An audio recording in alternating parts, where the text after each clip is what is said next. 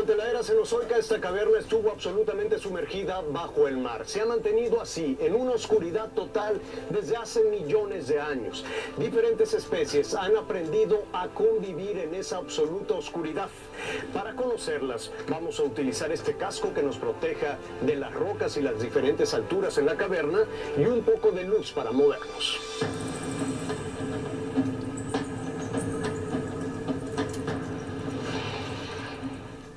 La humedad es muy intensa en esta caverna que tiene 60 metros de ancho y 60 metros de profundidad, aunque todavía siguen estudiando algunos de los canales secos de los ríos subterráneos que comunican diferentes áreas de la caverna. Las alturas en la bóveda son diferentes, puede llegar a los 20 metros de altura, donde se encuentran varios grupos de murciélagos, o alturas como esta de aproximadamente 1,20 m. Pero aquí vamos a aprovechar para demostrar, para darle una lectura a la parte submarina en la historia de esta caverna. Ya habíamos dicho que desde hace 65 millones de años aproximadamente esta caverna estuvo sumergida bajo el mar, y entonces aquí podemos ver los restos de algunos fósiles marinos. Hay caracoles, hay conchas, hay algunos moluscos, plantas marinas y algunos restos también de diferentes especies marinas que habitaron en este espacio hace millones de años, cuando este lugar, esta caverna, estaba sumergida bajo el mar.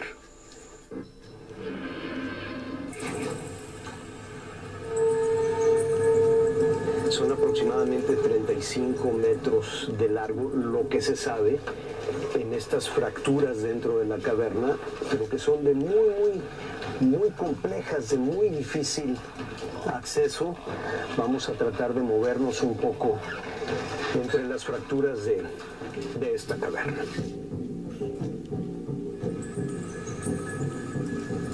Hay que moverse con muchísimo cuidado, porque entre la humedad y el guano acumulado sobre estas rocas puede hacer muy difícil el desplazamiento por la caverna.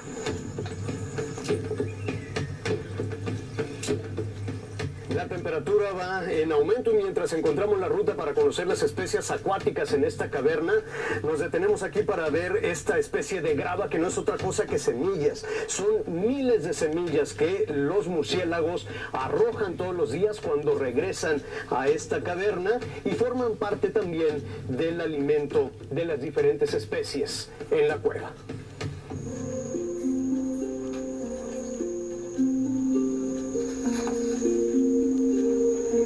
Esa pequeña cabecita que empieza a salir de una grieta sumergida bajo el agua es una anguila.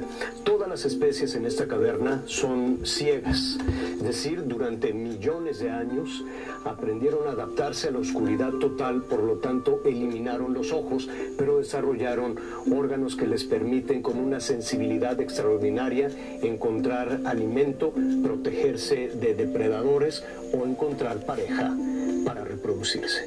Ahí está un pequeño camaroncito que mide aproximadamente 6 centímetros y con las tenazas alcanza más o menos los 10 centímetros de longitud, y es otra de las especies en esta caverna que evolucionó para adaptarse a la oscuridad total en este cenote. Perdió los ojos, es también una especie ciega, es un camaroncito ciego. Las anguilas que acabamos de ver se alimentan de este camaroncito, y ese camaroncito a su vez se alimenta de otra especie ciega, que es esta cochinilla, que es absolutamente blanca, no tiene color.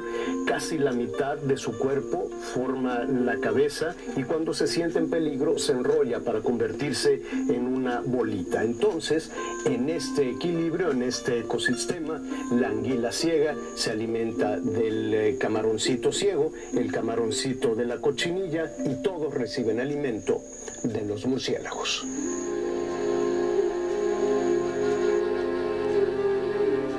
El El agua de este cenote es absolutamente transparente, limpia, fresca, a pesar del más o menos 1 millón de individuos que habitan en esta caverna. Me refiero a los murciélagos y las serpientes que en un momento más vamos a ver. Con todo y las frutas, las semillas, el excremento de los murciélagos, el agua está muy limpia, muy clara. Esto quiere decir que puede estar conectada con otros cenotes a través de ríos subterráneos, lo que le permite mantenerse oxigenada y limpia.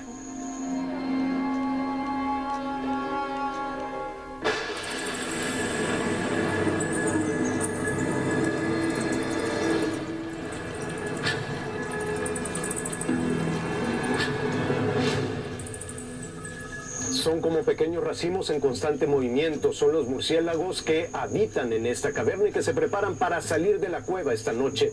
Pero no solo tienen beneficios para las distintas especies con las que cohabitan en la caverna.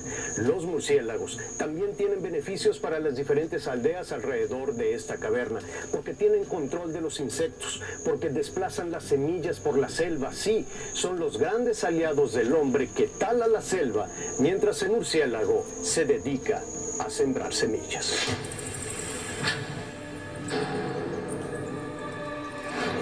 Aquí sí nos vamos a poner nuestro casco porque vamos a tener que entrar en un túnel muy estrecho. Esta es una salida de murciélagos constante. Son muchísimos los murciélagos que están saliendo y tiene una altura de aproximadamente 50-60 centímetros. Usted dirá, ¿por qué nos vamos a meter en ese túnel tan estrecho? Para ver un espectáculo extraordinario de la naturaleza. Sí, está muy complicado pasar por aquí.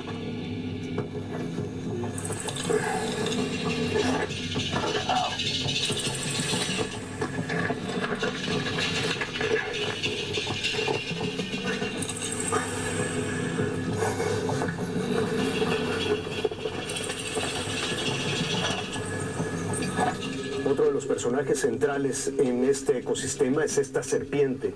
Es una serpiente ratonera que se alimenta de murciélagos, pero lo hace de una manera muy especial, porque se cuelga de la cola en las hendiduras de la bóveda de esta caverna y espera el vuelo del murciélago, lo atrapa, lo asfixia y se alimenta con él.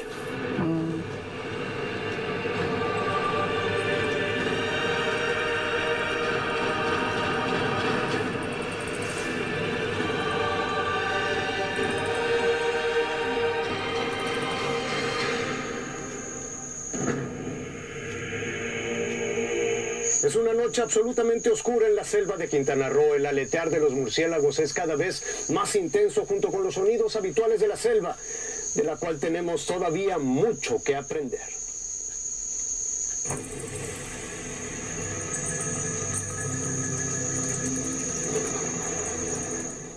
Así es, mucho que aprender y la verdad nos da muchísimo gusto